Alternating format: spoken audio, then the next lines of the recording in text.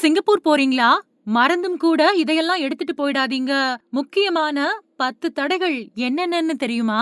கோடை விடுமுறை வரப்போற நிலையில பலரும் வெளிநாடுகளுக்கு சுற்றுலா பயணம் மேற்கொள்ள திட்டம் போட்டிருப்பாங்க. அதுல முதல் இடத்துல சிங்கப்பூர் இருக்கலாம். சுத்தமான நாடு, இந்தியர்களுக்கு ஏற்ற இடம், உலக சுற்றுலா பயணிகள இருகரம் கூப்பி வரவேற்கிற நாடா இருக்கக்கூடிய சிங்கப்பூர்ல சில விஷயங்களுக்கு கட்டுப்பாடுகள் இருக்கு.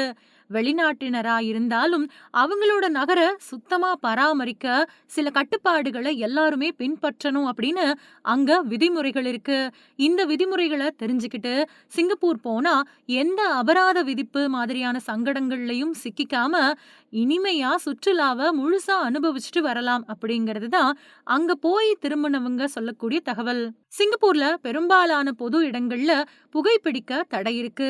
பூங்காக்கள், வணிக நிறுவனங்கள், பேருந்து நிறுத்தங்கள், உணவகங்கள்ல புகைப்பிடிக்க கூடாது. பல இடங்கள்ல புகைப்பிடிக்க அப்படின்னு ஒரு சில பகுதிகள் ஒதுக்கப்பட்டிருக்கும்.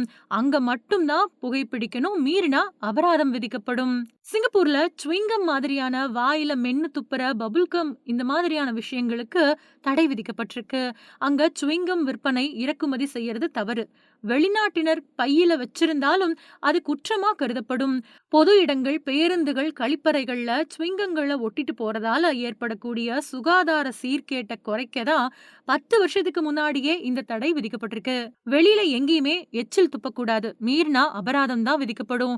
அது மட்டும் இல்லாம சிகரெட் துண்டோ, சாக்லேட் பேப்பரோ கூட கீழே விழக்கூடாது. விழுந்தா அதிகபட்ச தொகை அபராதமா வசூலிக்கப்படும்.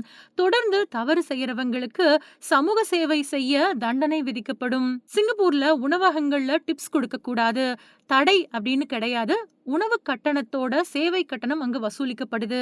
அங்க யாரும் டிப்ஸ் எதிர்பார்க்கவே மாட்டாங்க. விருப்பப்பட்டா கொடுக்கலாம், ஆனா அவசியம் இல்ல. உலகத்திலேயே போதைப் பொருட்களுக்கு எதிரான கடும் நடவடிக்கைகள் எடுக்கக்கூடிய நாடா சிங்கப்பூர் இருக்கு. சில போதைப் பொருள் வச்சிருந்தா மரண தண்டனையே விதிக்கப்படுது. சின்ன அளவுல போதைப் பொருள் வச்சிருந்தாலும் கடுமையான குற்றமா பார்க்கப்படும். அதனால தடை செய்யப்பட்ட எந்த பொருளையும் எடுத்துட்டு போகாதீங்க. ஒழுங்குமுறைய பின்பற்றுறதுல சிங்கப்பூர் மக்கள் பெயர் போனவங்க. வரிசையில நிக்கிறத சரியா கடைபிடிப்பாங்க. டாக்ஸி நிறுத்தங்கள், பேருந்து நிறுத்தங்கள், ரயில் நிலையம் அப்படின்னு எல்லாத்துலயுமே வரிசைதான்.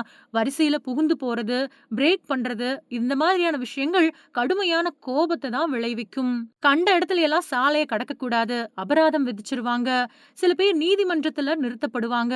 மேம்பாலங்கள், வெள்ளை கோடு, சிக்னல் பகுதிகளில் மட்டும்தான் சாலையை கடக்கணும். சாலை வெறிச்சோடுனா கூட இது பொருந்தும். பொது போக்குவரத்து வாகனங்கள்ல சாப்பிடக்கூடாது.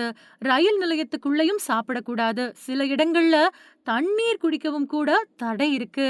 கலாச்சாரத்தை கடுமையா பின்பற்றக்கூடிய சிங்கப்பூர்ல ஒருத்தருக்கு ஒருத்தர் கைய பிடிச்சுக்கிட்டு போகலாம். ஆனா கட்டி அணைக்கிறது, முத்தம் கொடுக்கறது எல்லாமே ரொம்பவே தவறான செயல். கோவில், மசூதி, தேவாலயம் மாதிரியான வழிபாட்டு தலங்களுக்கு வரவங்க முறையான உடையில வரணும். கையில்லாத ஆடைக்கு தடை விதிக்கப்பட்டிருக்கு. காலணிகளை வெளியே விட்டுறணும். சில வழிபாட்டு தலங்கள்ல சரியான ஆடை அணியாதவங்களுக்கு அனுமதி வழங்கப்படுறது கிடையாது. இந்த மாதிரி சுற்றுலா போறதுக்காக ஒரு நாட்டுக்கு நாம போறோம் அப்படின்னா அங்க இருக்கக்கூடிய தடைகளை தெரிஞ்சுக்கிட்டு புறப்படணும். தடை செய்யப்பட்ட பொருட்களை மறந்தும் கூட எடுத்துட்டு போக கூடாது. அது அபராதத்துக்கு தான் வழிவகுக்கும்.